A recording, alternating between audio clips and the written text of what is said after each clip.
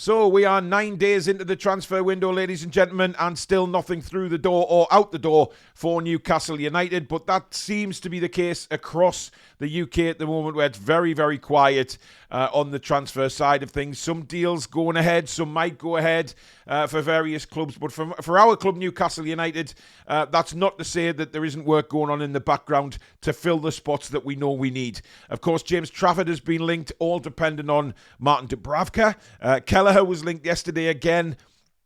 Personally, though, I think it's James Trafford who Eddie Howe wants to bring through the door should Dubravka leave. We've got a bit of news on Dubravka a bit later. But of course, right-hand side is a concern for Newcastle United, despite the fabulous form that Jacob Murphy's in at the moment. Certainly combining with Isak, creating opportunities nearly every game. He's been absolutely brilliant. And, you know, when do we stop saying that he's in a purple patch now and just admit that he's really improved? And he's a top player. But we still want reinforcements on that right-hand side. And the latest one to be linked with the club is Boca Juniors winger Kevin Zenon. Now, Zenon is 23 years old. He's a massive fan favourite for Boca Juniors. 34 games last season. He ended up with 4 goals, 5 assists. Very, very talented player. Now, there's nothing regarding the transfer fee here written in the reports that I've read this morning. But what they have stated is that if Newcastle United do come calling, he will find it irresistible to turn down. The player himself wants to play in the Premier League, and obviously Newcastle United certainly have a pull at the minute. The form they're in, the position in the league, of course, we do have pulling power this time around. And it is thought that Kevin Zenon would be open to a move to Newcastle United, but there's no transfer fee being negotiated at all. Apparently at the moment it is just talks or just Newcastle inquiring about the player. But it would be down to Mitchell, really, as to how much Newcastle United would bid for the player. Then they'll find out what Boca Juniors value the player at, and then hopefully they can come to some agreement. Now, again, there's nothing stating that this is definitely going to go ahead. He's, like I say, a big fan favourite at Boca Juniors, and they don't want to lose him. However, money is important, certainly for South American teams, and the money that they could get for Zenon would be fantastic for them. But Newcastle United have to make sure that it's a deal that is good for them as well. So it's a one to keep an eye on, but certainly it seems like Newcastle United are looking around the planet at the moment for that perfect right winger. We've got some over here in England. We've mentioned Mbeumo, etc. But it seems Newcastle United just exploring their options basically around other leagues in the world. So we'll see what happens.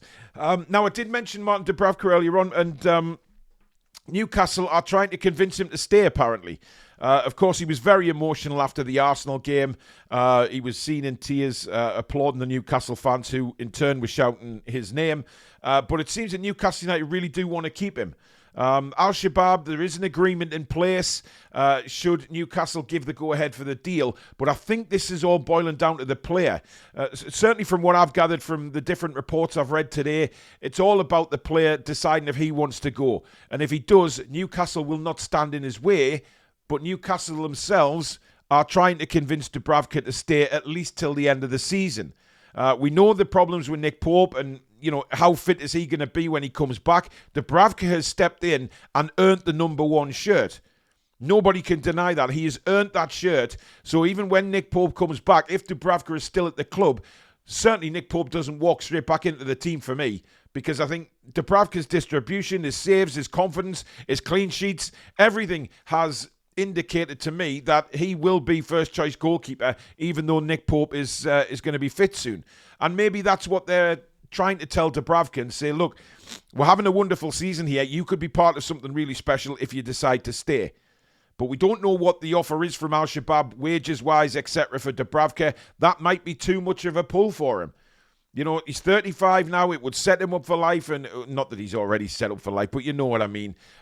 So, again, nothing definitive from club or anybody this morning, or player's agent or anything like that. Just that Newcastle are trying to convince Dubravka to stay at the club. More news has broke on the Newcastle and Villa scuffle, of course. A couple of weeks ago, when Villa visited St James's Park, of course, Jason Tindall was sent off at half-time.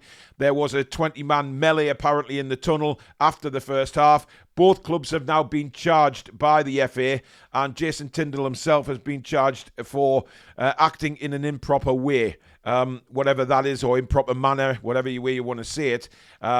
Both clubs have until the 13th of January to answer these charges. Look, whatever happens, I think both clubs are going to get fined for this. It was, Eddie Howe confirmed that it was a melee. It was a complete mess. It shouldn't have happened. Jason Tindall will probably get a separate charge as well. It was just a complete balls up, wasn't it? It all stemmed obviously from the sending off. Things got a little bit heated on the sidelines. Emery and Tindall were going at it, and then obviously somebody else from the Villa backroom staff had to go at Tindall in the tunnel after the first half, and everything got out of hand. It was a shame, really. We don't like seeing that in football. But what I do say is, if Tindall was sticking up for one of his players or sticking up for Eddie Howe, I don't have a problem with that. I think it's great that they show that kind of camaraderie. But of course, there always has to be a level, doesn't there? There's a line that you cross, and it looks like a lot of Villa and Newcastle players crossed that line, as well as Tindall and the backroom member for Aston Villa. So there will be a charge incoming for that, unfortunately. But look, I don't know. I don't know what's going to happen with it. I think there'll be fines either way. Maybe a ban for Tindall from the touchline and a personal fine for himself. But both clubs are certainly looking at being fined for that 20-man melee. Now, one player that we have featured on our transfer shows of recent times is Zuma Bah, who is currently on loan at Valladolid in Spain in La Liga. He's played 10 games so far for them. He is on loan from, I think it's Freiburg or somewhere like that. But this is a very complicated one, because what I've read this morning is that for this deal to go ahead, if Newcastle were interested in buying Jumah Bah, Valladolid would have to buy him first from his parent club and then sell him on again. So Valladolid will probably command a transfer fee of around £12 million. Now, this kid is 18-year-old and 6'5". Valladolid are having an absolute shocker of a season. We've seen that when we did him on the transfer show. They're currently bottom of La Liga, conceding goals left, right and centre. But that's not necessarily Jumah Bah's fault. He's been thrown in at 18-year-old into an absolute shit show at Valladolid. But this time around, Valladolid will have to buy Zuma Bah from his parent club. And there's nothing in the report stating how much Valladolid would pay for the player. But if Valladolid are saying £12 million from their end, you can bet your bottom dollar they're paying nowhere near that. It's a strange one, because he's getting transferred to Valladolid on a permanent deal, and Valladolid sell him straight away to Newcastle. Talks have taken place, though. There is believed negotiations are quite far down the line for this kid. Would he come straight into the Newcastle United side? Well, obviously not at the minute with what we've got going on at centre-back. We've got Byrne, Botman, Kelly, Shea. There's 4 there at the moment. But this kid would well and truly possibly be a superstar. And I think Alex pointed this out on the transfer show we did on him, actually, is that this kid, it's a risky bit of business, because he could either be a flop or he could be a superstar. And that's what you've got to there's no doubt we will have scouted him, of course, but you take a risk on someone so young coming into the Premier League. Like I say, 10 La Liga games for Valladolid doesn't really make him massively experienced, but it's one of those that he could turn out to be a superstar or a flop.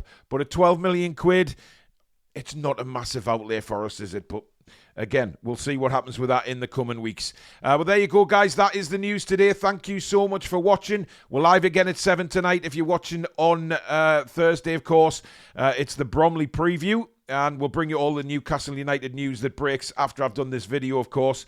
But thank you very much for watching. Please give it a like if you have enjoyed the video. And, of course, if you're new, please do subscribe. It is free to do so. And don't forget to hit that notification bell so you never miss an upload or a live show in the future. But thank you very much for watching. We'll see you very soon. Take care.